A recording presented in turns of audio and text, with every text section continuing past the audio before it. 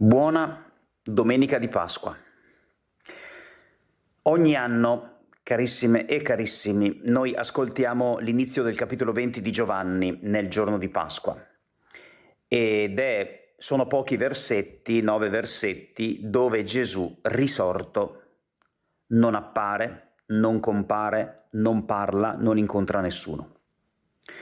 Al centro della scena ci sono loro e soltanto loro, Maria di Magdala, Simon Pietro e l'altro discepolo, quello che Gesù amava.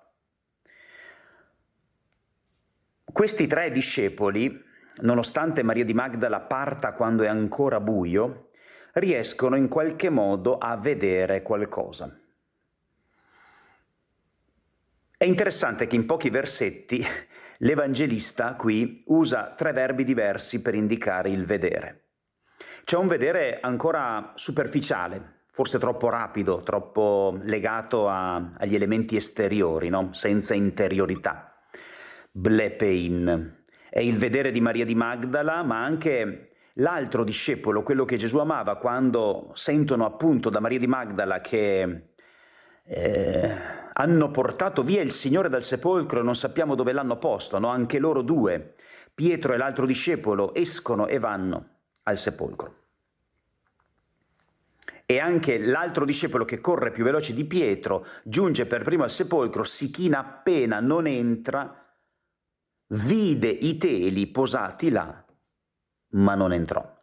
Dà la precedenza a Pietro, il quale Pietro invece entra per primo, entrò nel sepolcro e osservò i teli posati là. Questo è il secondo modo di vedere. È il vedere di Pietro che entra, in greco theorein, che è un vedere già più scrutante, più profondo, più pensoso, più attento, no? È un passo ulteriore rispetto a un vedere che si limita all'apparenza e alle superfici delle cose. Ma poi c'è il terzo modo che l'Evangelista usa, il terzo verbo che l'Evangelista ha a disposizione per indicare il vedere. Allora entrò anche l'altro discepolo, che era giunto per primo al sepolcro, e vide e credette. Orao, vide. Orao, e credette. Perché soltanto di questo discepolo si dice che credette?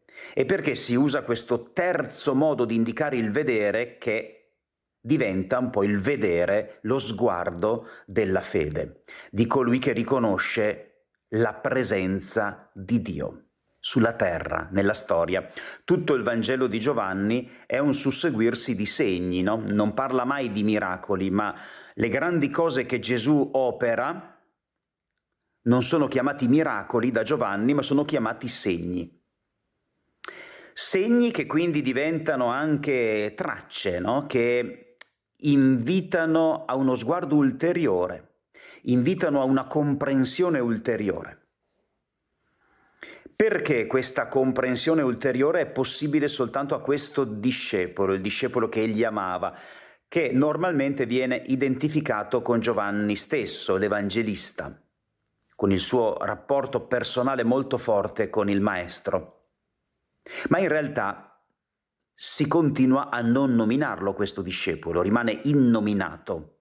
Forse perché possiamo metterci anche il nostro nome, forse perché è una figura simbolica, come spesso accade nel Vangelo di Giovanni, e ciascuno di noi si può identificare in questo discepolo che Gesù amava, e forse perché ciò che fa la differenza, il grande segno che Gesù lascia sulla terra, la traccia di sé e la traccia di Dio che Gesù lascia sulla terra, è proprio dentro, nelle profondità del cuore di questi discepoli, dove è stata seminata una potenza di amore, il discepolo che Gesù amava, il discepolo che si porta dentro l'esperienza dell'amore di Dio che si è rivelato in Cristo.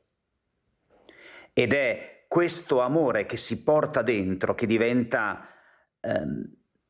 il segno più evidente della Pasqua e del passaggio di Gesù e della sua risurrezione, della sua capacità di essere Pasqua, cioè liberazione, cioè rinascita.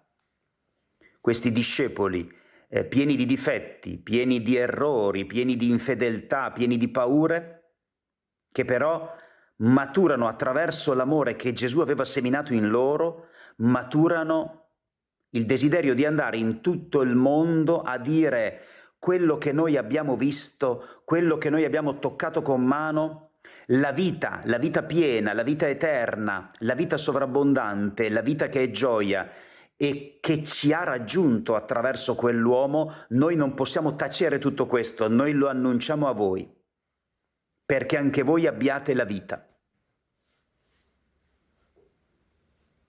Questa è la Pasqua. E è interessante perché proprio nel Vangelo di Giovanni Gesù dà a loro la vita, anche quando viene catturato, no? È interessante una scena letta nella Passione il Venerdì Santo, quando Gesù alle guardie che vengono a prenderlo insieme con Giuda, che vogliono catturarlo, dice che chi cercate? Sempre la domanda che attraversa il Vangelo di Giovanni dall'inizio alla fine. Ai primi discepoli Gesù aveva chiesto: che cercate? Chi cercate? Gli risposero: Gesù il Nazareno, sono io. Vi ho detto, sono io, se dunque cercate me, lasciate che questi se ne vadano.